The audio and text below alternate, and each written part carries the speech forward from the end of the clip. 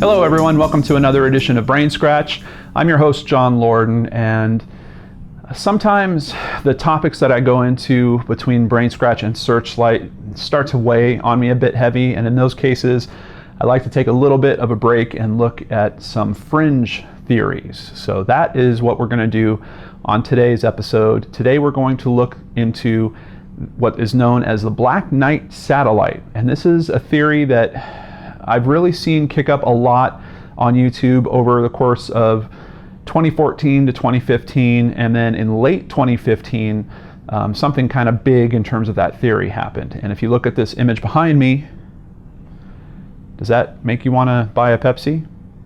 Pepsi actually sponsored a production called Black Knight Decoded, and this is a screenshot from it. I have it in the description box below, and that's actually a link to the director's cut from his own YouTube page, so you can check it out, at least his original intent of this piece for yourself. In short, it's a story about a father and daughter that monitor space noise. I assume that they're trying to find the Black Knight satellite. They find a sound, record it, post it to their website, and people all around the world work to decode the message. The message says that we've been watching you for thousands of years, and if you give us the right signal on the next full moon, we'll return. And that kind of wraps up several elements of this Black Knight satellite theory. So we're going to jump into it piece by piece, and I'm going to give you a couple of resources where you can dig into it even a little bit deeper. But let's get started here at ancient-code.com, and this is an article, 20 Facts About the Black Knight Satellite. Starting with fact number 1, according to monitoring agencies around the world, the Black Knight satellite has been transmitting radio signals for over 50 years now.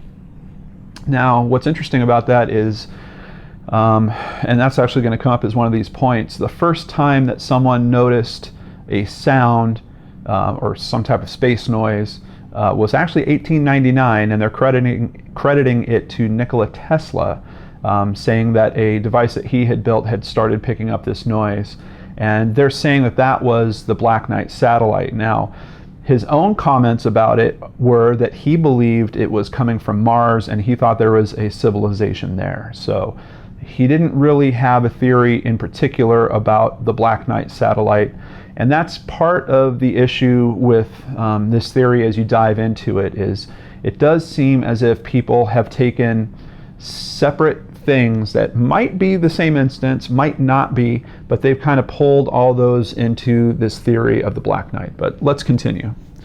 Number 2, the US and Soviet Union have shown particularly interest in the unidentified space object.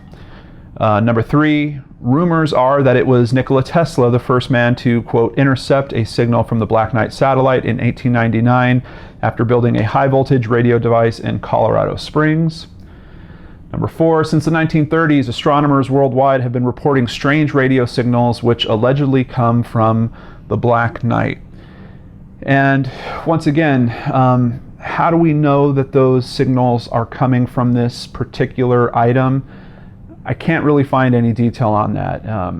It's not like people are using some type of triangulation and saying, hey, look, we know that this thing is in a particular orbit, and we are detecting that signal resonating from that spot in the orbit.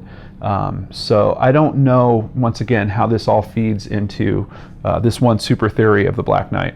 Number 5, in 1957, Dr. Luis Corrales of the Communications Ministry in Venezuela photographed it while taking pictures of Sputnik 2 as it passed over Caracas.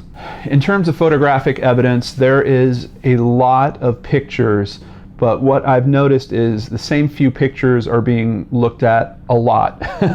And there's footage that I saw in someone that was actually trying to debunk this theory that I have not seen used by people that are trying to propel this theory, and I think there might be a reason for that. Number 6, the story of the Black Knight made its media debut in the 1940s when the St. Louis Dispatch and the San Francisco Examiner wrote about the satellite on May 14th, 1954. The only comment I have about that is we're talking about the 50s and the 60s. We know that pop culture in particular is starting to reflect a severe interest in space, in what might be out there. So I don't find it necessarily that striking to see that people are starting to look to the stars, starting to wonder what's up there, and starting to report on, quote, findings that they have about space. The Time magazine wrote about the Black Knight satellite on the 7th of March 1960. In 1957, an unknown object was seen shadowing the Sputnik 1 spacecraft. According to reports, the unidentified object was in polar orbit. And I think they are mentioning polar orbit in particular to try to tie it to this theory of the Black Knight satellite, but it's not like there's a real identifiable mark on this item where people are saying, hey, we know it's the same item because we're seeing, you know, it's all black and it has 2 red and green dots on the left side. There's nothing that identifiable about it. So here, you know, even though you might have an object that was shadowing Sputnik that could be well documented, I don't know that we have the documentation to actually tie it to this Black Knight theory overall. In 1957, the United States nor the Russians possessed the technology to maintain a spacecraft in polar orbit. The first polar orbit satellite was launched in 1960. Polar orbits are often used for Earth mapping, Earth observation, capturing the Earth as time passes from one point, and reconnaissance satellites. This would put the Black Knight in the category of an observational satellite. In the 1960s, the Black Knight satellite was located once again in polar orbit. Astronomers and scientists calculated the object's weight to be over 10 tons, which would be at that time the heaviest artificial satellite to orbit our planet. I've seen that stat fluctuate, so I'm not sure what source is being quoted as that. I've seen people say as many as 14 tons, but just to point that out, a little bit of a difference I'm seeing there. The Black Knight's orbit was unlike any other object orbiting Earth. The Grumman Aircraft Corporation gave much importance to this mysterious satellite. On September 3rd, 1960, 7 months after the satellite was first detected by radar, a tracking camera at Grumman Airport Corporation's Long Island factory took a photograph of the Black Knight satellite. And here I just want to jump to some photos of it. This is one that you will see quite frequently. I believe this is from a 1988 mission by the shuttle Endeavour. And this is probably some of the best imagery that we have on this object. Of course, this particular shot makes the object look like there is quite a bit of mass to it. It definitely looks like it's unnatural. It certainly looks like it's man-made in some form. And here we actually have a clip that has a little bit of a close-up. They've kind of rotated it a bit. It's very easy for me to see how people are seeing this shape and determining that it could be some type of spacecraft. I mean, it kind of reminds me almost of like a Batman vehicle or something like that. However, there are other shots where you can see it kind of thins out quite a bit. This one in particular really makes it look like it's almost like an airplane coming towards you. Here's a good compilation of pictures. And you can see that it's actually rotating in this shot. So I believe it is a lot thinner than we're led to believe by the most popular shots that are shown the most often, which is definitely this one. I have to say I've also seen some things that I think are faked. This one, I've seen this video footage and the piece actually flies under the wing. It would be extremely easy for me to fake that. The piece is not rotating at all. It is completely static as it moves below the wing. I've seen a couple of videos actually where it looked to me like they could be quite easily faked using this existing image.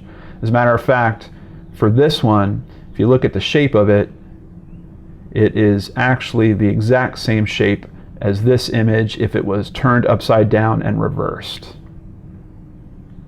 Which some people would say, hey, that's logical, that would make sense if this was what that craft was designed like. Maybe you're looking at it from the other side. I'm not sure if you're looking at it from the other side. It seems to me that even the light that hits this top side here, or the left side, I still see that light streak happening here, close to where this thing that could almost be interpreted as a dome is. You can see there's a line right under it, and here's the dome, and here's the line right under it. But like I said, it's been flipped and reversed. So back to the facts. The Grumman Aircraft Corporation formed a committee to study the data received from the observations made, but nothing was made public. In 1963, Gordon Cooper was launched into space. On his last orbit, he reported seeing a glowing green object in front of his capsule in the distance, moving towards his spacecraft. Now, I've seen several reports back and forth about this information from Cooper here, and quite honestly, I don't know which way to believe. There are several people that state he was very adamant about this, that he saw some type of foreign object out there. I've also seen in certain places where they say that he recanted that. He basically never said that, or he later said that it wasn't true for some reason. So I'm kind of confused on that point, which way to believe. Number 17, it was the ham radio operator who apparently decoded a series of signals received from the UFO satellite and interpreted it as a star chart centered on the Epsilon Bootes star system. Now, I have seen some information about this, and apparently this ham radio operator was also an author writing a book about outer space. Now, I have found enough reasonable resources to say he actually did recant those statements.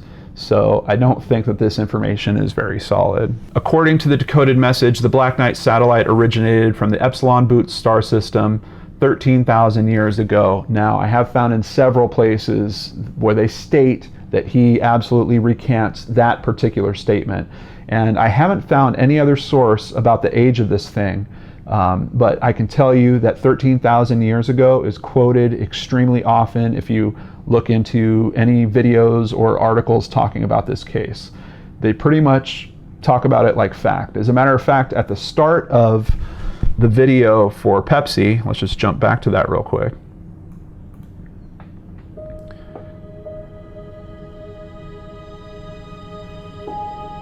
There we go. It's one of the very first things. And what I find interesting even about how this is set up, Nikola Tesla did not discover a satellite orbiting Earth. He discovered noise that he thought was coming from Mars. So that statement right off the bat, fictional. The second one, its origin can be traced back over 13,000 years. If you look into the backstory of where that information came from, it has been recanted. Once again, fictional. And they're saying this is not science fiction. No, it's more like news fiction, I guess, because this story has endured because these things were published in certain areas and certain ways. But I don't know that we could quite say that it is fact. It does lead to a pretty interesting short film, and I think it's kind of cool that Pepsi backed a project like that. One of the debunking videos that I watched on it is concerned that some of the facts from the fictionalized version of this, basically this Pepsi movie, will become known in popular culture as facts of the Black Knight. And if you look at the history of this, where we have a sci-fi author that's saying, oh yeah, it's star charts that I've decoded and this thing dates back 13,000 years, and then he later recants that statement, but we see that that part of the legend lives on, I think those people have a very good point that, some elements of this movie might be believed to be true within the next few short years, simply because people want to add more to this legend, to this theory, and make it more viable.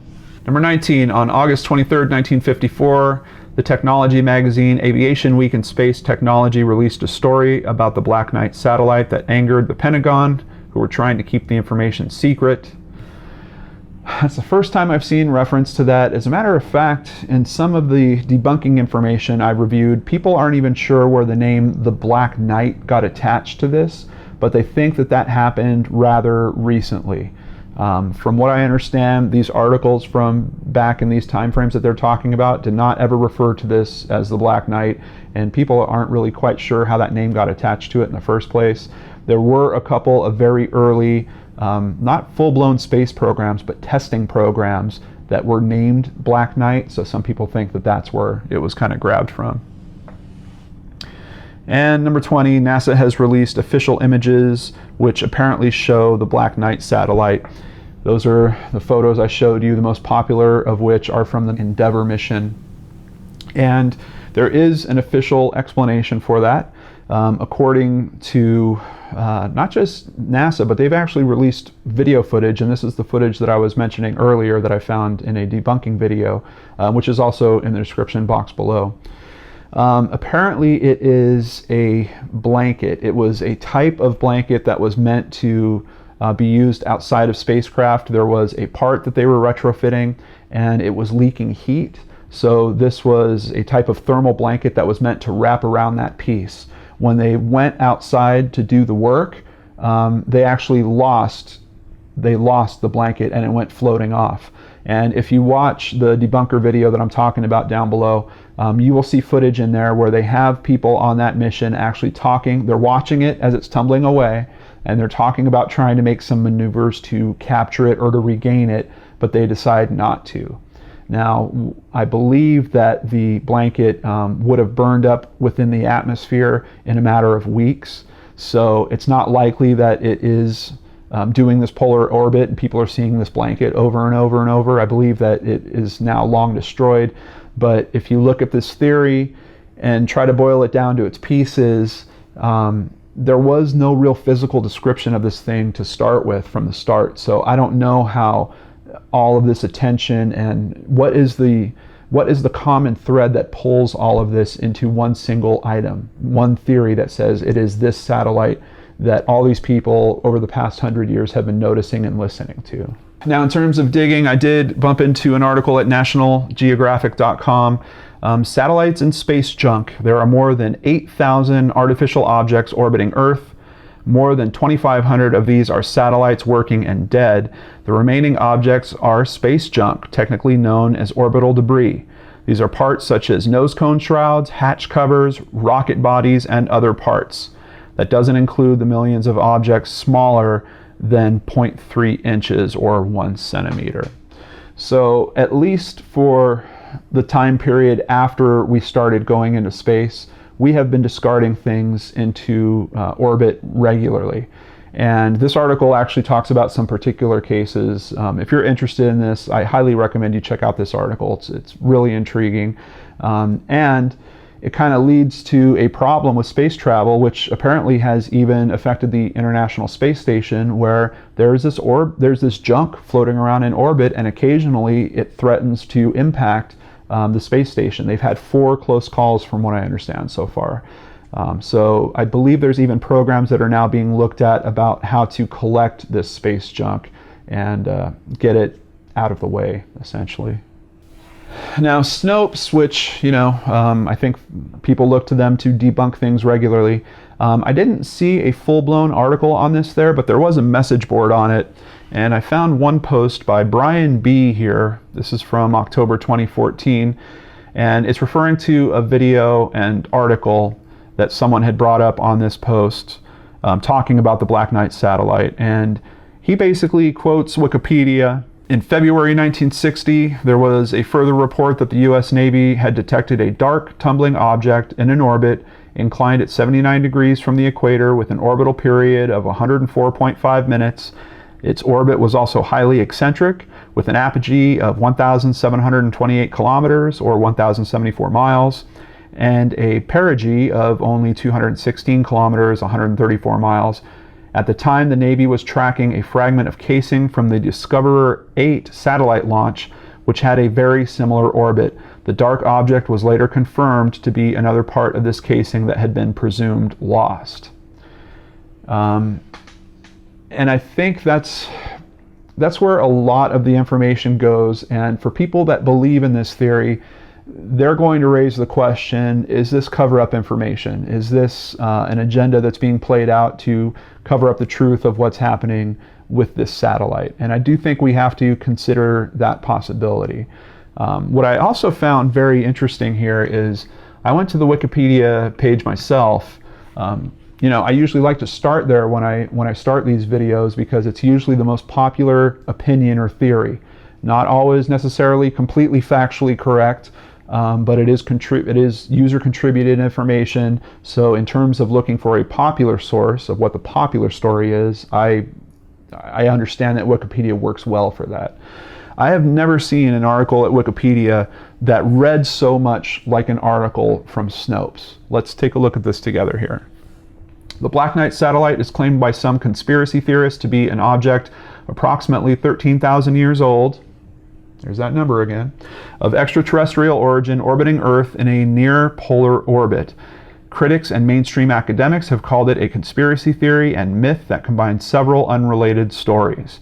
A 1998 NASA photo believed by some to show the Black Knight satellite is thought by experts to be of a thermal blanket lost during an EVA mission. I've been saying 1988, so my apologies there. It is 1998. I think I got it confused because the photo ID on this mission always shows 88. And here again we have the popular picture. According to Senior Education Support Officer Martina Redpath of Armagh Planetarium in Northern Ireland, Black Knight is a jumble of completely unrelated stories, reports of unusual science observations, authors promoting fringe ideas, classified spy satellites, and people over-interpreting photos. These ingredients have been chopped up, stirred together, and stewed on the internet to one rambling and inconsistent dollop of myth. Now, you can read it for yourself using the information in the description box below, but I can tell you that the rest of this Wikipedia article is essentially bringing up the main, there's I think about half a dozen main points that seem to come up in every person's retelling of this story. And Wikipedia basically tries to systematically disassemble those one by one. Pretty similar to the way that happens in the debunker video that I have down below. So I've put videos and information about both sides for you to review. At this point, I don't know really what to believe here. When I first hear of a story like this and I get the kind of 5-minute or 10-minute version of it, it really intrigues me. I cannot tell you guys how often I look into these cases and I want these things to be true. I want to find information where, hey, we can detect there's a cover-up going on here. We have people that are being firm about what they've seen. And once again, I just find myself in this case where I'm talking to all of you and saying, I'm not finding that here. And it really drives me crazy. I want one of these things to be validated.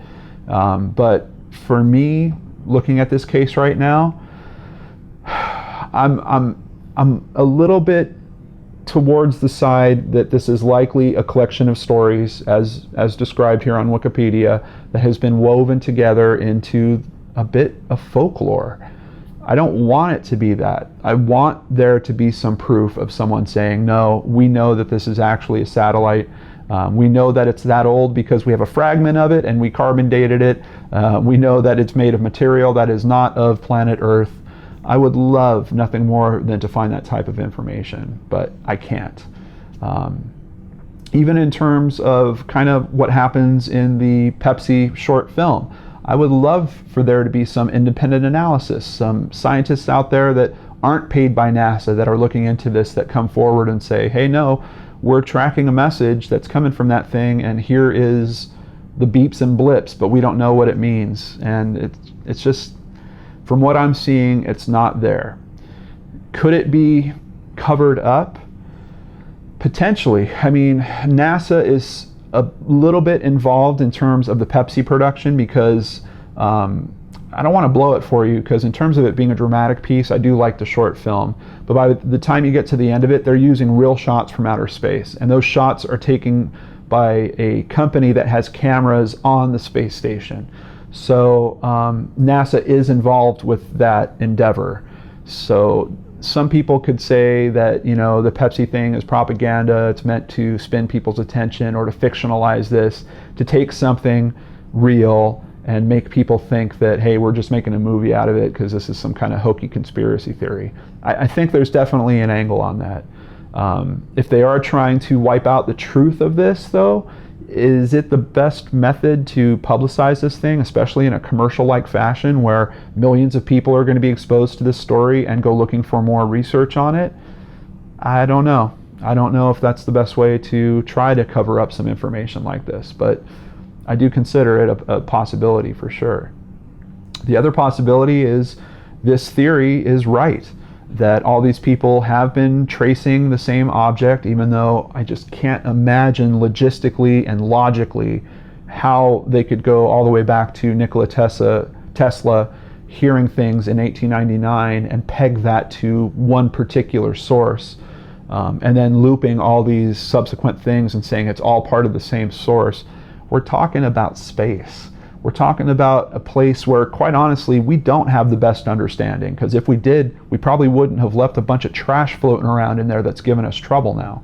So it's tough. You know, you're looking at, over the last 100 years, a mentality shift for humanity where we were extremely focused on our own planet and conquering it, basically.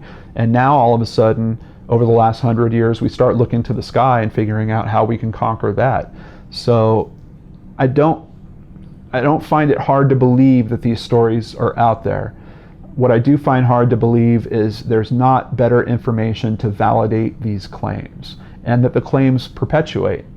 You know, most of the YouTube channels of the information that I've reviewed on this, they're huge. Some of them are absolutely huge. There's one of them that claimed to have footage of this satellite. Let me bring you up a picture from this here, and I swear to you, that is a tennis shoe hanging from a phone wire. And I've seen the actual video of this. The video's all shaky, the camera's going everywhere. That object stays in perfect sync with this wire up here. But for some reason, someone makes a YouTube video about it, says it's the Black Knight satellite, and all of a sudden they get hundreds of thousands of views and hundreds of thousands of followers. It just kind of boggles my mind in a way. I know I'm firmly in the Mulder category. I want to believe, but I've also got this critical analysis thing that I can't let go of. I love hearing the stories. I love having an open mind to at least hear them and consider them, but I can't just stop at that point. I've got this other part of my brain that then kicks in and says, okay, now I want to digest this and challenge it.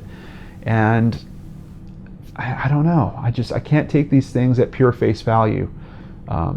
They're entertaining, very entertaining when you do that. But when you do more work and you start looking into these things, you quite frequently bump into information and start to see the other side, and it just doesn't always hold up. And that was really the case for me in this. Kind of breaks my heart in a way, but maybe you guys can set it straight. So here's where I will turn it over to you. Please use the comment box below. Give me more links, more information, more thoughts and beliefs on this. There's also, I've noticed there is almost a Christian religious point of view to the Pepsi short film, where people believe that there's some type of satanic messages going on in there. I've looked into those claims a little bit as well. So there's a lot to look at in this story, but when you look for the nuts and bolts of what hold this story together, I'm finding a little more than tape and bubble gum. I wish it wasn't the case. I don't know how many times I could say that to you guys. So thank you so much for joining me on this edition of BrainScratch. A little bit different, a little bit lighter, a little bit fringy. I hope you've enjoyed it, and please let me know your thoughts in the comments below. Have a great weekend, and I'll catch you next week on the Geek and Dorks channel. Take care.